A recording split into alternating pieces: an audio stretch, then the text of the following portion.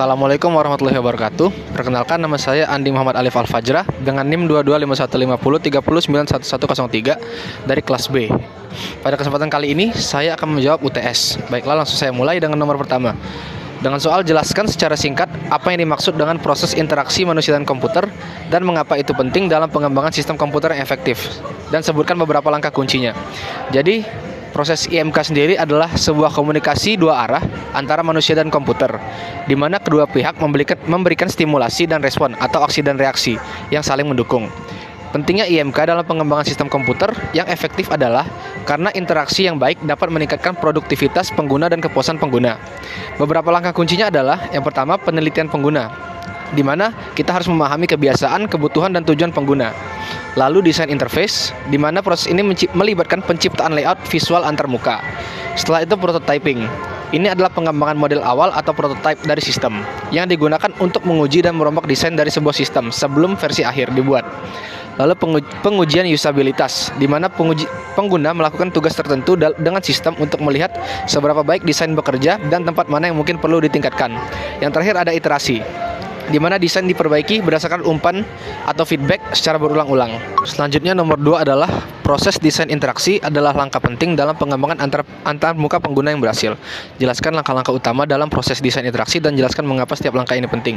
Jawabannya adalah, proses desain interaksi mencakup serangkaian langkah yang direncanakan untuk membuat interface pengguna yang efektif dan efisien. Langkah-langkah utamanya mencakup, yang pertama, requirement specification, di mana pada tahap ini berfokus pada pemahaman dan definisi kebutuhan pengguna secara rinci. Lalu ada architectural design, di mana pada tahap ini dilebarkan pembuatan kerangka kerja dasar antarmuka pengguna. Setelah itu ada detail design. Setelah kerangka kerja dasar ditetapkan, tahap ini digunakan untuk perincian lebih lanjut tentang aspek-aspek dari desain. Lalu coding dan unit testing, lalu integration dan testing, dan yang terakhir operation dan maintenance, di mana setelah antarmuka pengguna siap, harus dicoba untuk dioperasikan dan dilakukan pemeliharaan secara langsung. Nah, setiap proses dalam desain ini memiliki peran penting untuk pembuatan antarmuka pengguna yang berhasil. Orang-orang di setiap tahap harus bekerja sama dan berkomunikasi satu sama lain untuk memastikan keberhasilan proyek. Lalu nomor 3, salah satu aspek yang paling sering muncul dalam desain interaksi adalah kesalahan manusia. Jelaskan apa yang dimaksud dengan kesalahan dan beberapa contohnya. Jawabannya adalah, kesalahan dalam desain interaksi adalah situasi di mana user gagal dalam menggunakan sistem karena desain interface yang tidak dirancang dengan baik. Contohnya adalah ketika user seharusnya memencet tombol save untuk menyimpan pekerjaannya, tapi mereka malah memencet tombol exit atau keluar, sehingga pekerjaan mereka tidak tersimpan.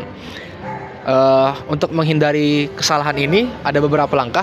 Contohnya, yang pertama, desain yang ramah pengguna, sehingga pengguna lebih jelas untuk pemilihan antar navigasinya. Lalu pengetesan pengguna. Setelah itu feedback, di mana diberikan feedback yang jelas untuk membantu pengguna memahami apa yang mereka lakukan dan jika mereka membuat kesalahan. Lalu umpan balik, jadi selalu berikan opsi untuk membatalkan tindakan untuk pengguna. Lalu yang terakhir adalah pendidikan dan dokumentasi, jadi bisa diberikan seperti sebuah guideline untuk membantu pengguna bagaimana cara menggunakan aplikasi. Yang terakhir adalah berikan contoh desain interaksi yang Anda anggap sukses dan jelaskan mengapa Anda menganggapnya sukses. Sebaliknya, berikan contoh desain yang mungkin kurang berhasil dan identifikasi beberapa kesalahan dan berikan saran. Jadi, contoh desain yang menurut saya sukses itu adalah Google Search Engine. Karena apa? Karena desain interface-nya itu termasuk sangat simple dan intuitif, sehingga potensi kesalahan pengguna itu sangat-sangat minim. Lalu contoh desain interaksi yang menurut saya agak kurang baik itu adalah nama websitenya arngren.net.